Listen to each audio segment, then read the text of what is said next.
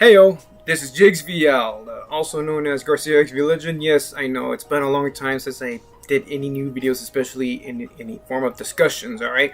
So, this is a review on Supergirl, Woman of Tomorrow.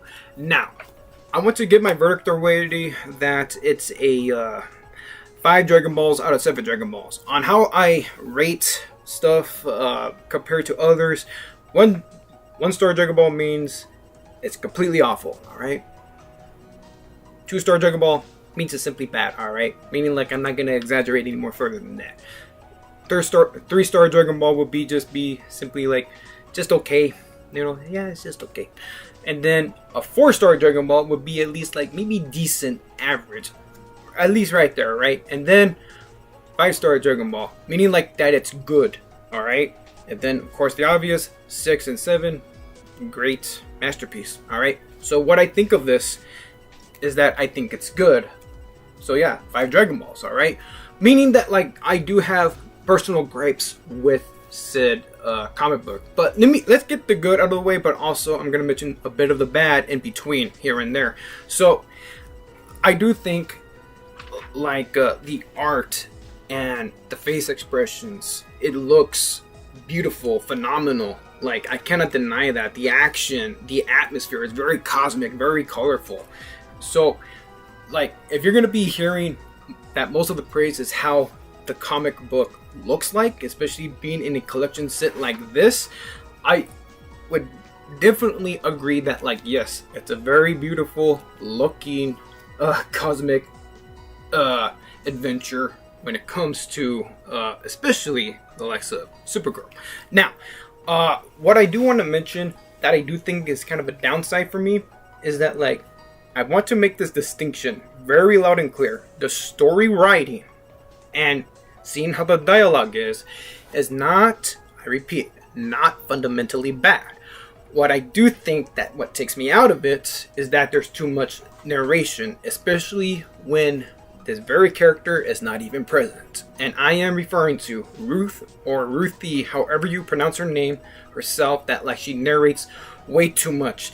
And apparently, since I'm trying to treat this as a comic book, and the moment I read at the very end is that, like, oh, it's supposed to be like that she wrote a book about how she knows of Supergirl, because at the end she says, well, Supergirl says herself that, like, I like your book. And that older Ruthie says, that facetious fiddle-faddle, I'm sorry you had to waste your time on it. Don't know why I wrote the tome in the first place. So don't make it think I'm mocking the book whatsoever.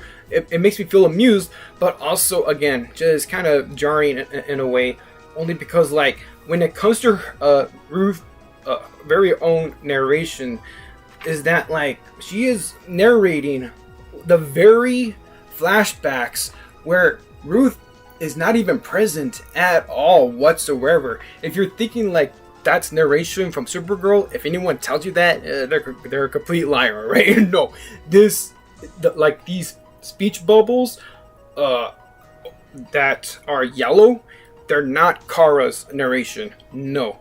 And I think if I want to get into a story that is, you know, about Supergirl's adventure, alright, can you please, like, let Kara narrate herself, or no narration at all, especially when Ruth is not even there. Heck, she's writing on Comet, alright? And Ruthie is not even present. And there's a reason why you're seeing, like, Comet being present, alright? So I'm gonna get to that a little bit sooner or later. But again, the writing is not bad, the story's not bad. There's just too much clutter of the narration, and I think I need to even pinpoint 2 instances where I think it's unnecessary to narrate your own discomfort. I'm not kidding when I say that. I see this not once, but twice, with Ruthie being discomforted, being next to, like, alien strangers in a spaceship. And I think that's kind of ridiculous that I had to see it not once but twice. Let me just, like, get to the pages that I'm talking about here. Here's the first one. Look at all that unnecessary explanation of her own discomfort. I don't need that. We us the readers don't need that to know that she's feeling so discomforted. All right, like that's too much over explanation. And when it comes to the second instance, and especially like I get it's trying to be comedic, but it just does not work that way for me. It really just doesn't. Let me go to the other one.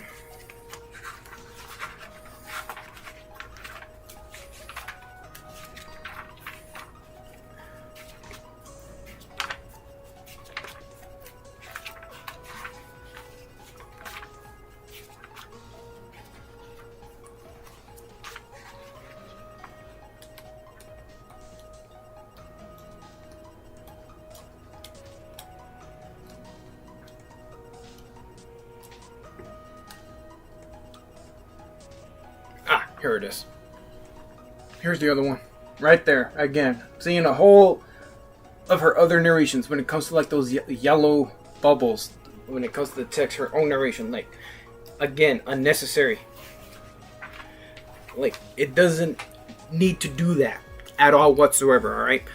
And, I got to mention this. I really dislike the very so-called villain and the main bad guy that, like, I just think he's kind of okay.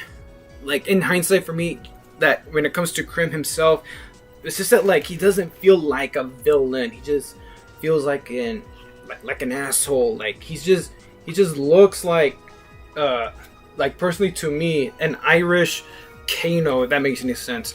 This is Krim right here. This is Irish Kano from outer space, folks. That like he doesn't feel threatening. Like he doesn't make me think that like, oh my gosh, like what is this guy up to or whatever, if that makes any sense. But still, like I don't feel nothing from the guy. And now, since I'm mentioning him, he has this freaking MacGuffin that when it comes to being a video gamer, you know that you see something that like, hey, you reach the checkpoint, or that like, oh, you are finally facing the boss, but now you're going back to square one though. This is what happens to Supergirl, right? So this happens the first time when he uses this this orb of light or this glorb, and apparently this glorb, it's supposed to be rare, and I'm like, okay, then that means for the first use, that's fine. He can only, that's perfectly fine. Like this very orb that he has right here, all right, perfectly fine if you use it for the first time. But the fact that like he uses it the second time, and again, they tell us that it's supposed to be rare, right? Or like it's hard to make, they're hard to come by. You know the saying, 2 is already too much, like too many, right? So that's very sane. So yeah, when it comes to the second attempt of that, like yeah, Supergirl escapes from it by riding on Comet. So they introduced Comet, a unicorn. To be honest, I never knew that like a Supergirl had a, well, maybe not really a unicorn, but a horse. You know what I mean? But as far as I know it, like I get you want to introduce other stuff, especially other uses for Supergirl to have, who is not just Crypto, right? And not just Superman. But man, goodness gracious, again, I am not seeing Ruth. Again, I am not seeing Ruth being present here whatsoever, and yet Ruth is the one narrating it. Why isn't Supergirl narrating it? Like her own scenario. Like, again, that takes me out of it. But then I do see like they're trying to use like Comet to like make sure that Ruth doesn't kill Krim at all, or just yet. I say this because that so the moment that Kara handles everything up against the brigand, and that she doesn't let Ruth or Ruthie to kill Krim at all. And this is kind of important right here to address, is that like, so Crypto being poisoned from the comic, is that like he's already getting cured, being healed. So Kara doesn't get motivated by that whatsoever. So she kind of hides the fact from Ruth all right, to keep to herself, because she's trying to keep an eye out that Ruth doesn't follow the same path for what Krim is doing. So she does a very good job, especially since that Ruth, like, she is being presented that she's very young at a certain age. Let be like a kid, a teenager, or at least like maybe like that you're 18 or 21 at Ruth's age.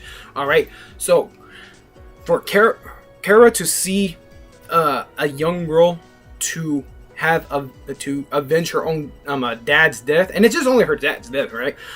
So I'm like, yeah, you do not want this young girl to fall into the path of vengeance whatsoever. So the moment that Kara does just that by protecting Ruth's very own emotions and her heart, that, like, yeah, Krim, he gets sealed into like the freaking Phantom Zone, into a card many years later. Oh, Ruth, she's now old now, so she's now leaving peacefully, right? And get this, Kara pulls out the Phantom Zone card to release an older version of Krim, and he's actually saying all this stuff that, like, oh, I realize the error of my ways. This is like a form of closure, all right? So considering that they're both now old, and that, like, and for like Ruth to hear like that, like, yeah, that Krim, like, realizing that he screwed up for many like years ago, is that, like, it's both comforting to her, but also like, well, it's time to kill you.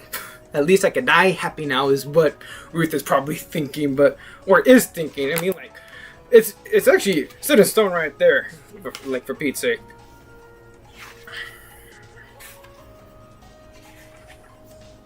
Right here, see?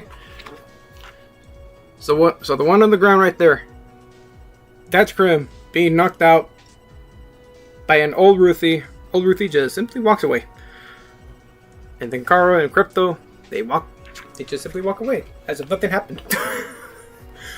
So again, I do think it was a very good story, but again, I don't think it's much of a Supergirl story itself. It's more a Ruthie story. So yeah, that's all I have to say. If you guys have read the comic, let me know in the comments below of what you honestly thought. This has been GXVL saying off right now. Later.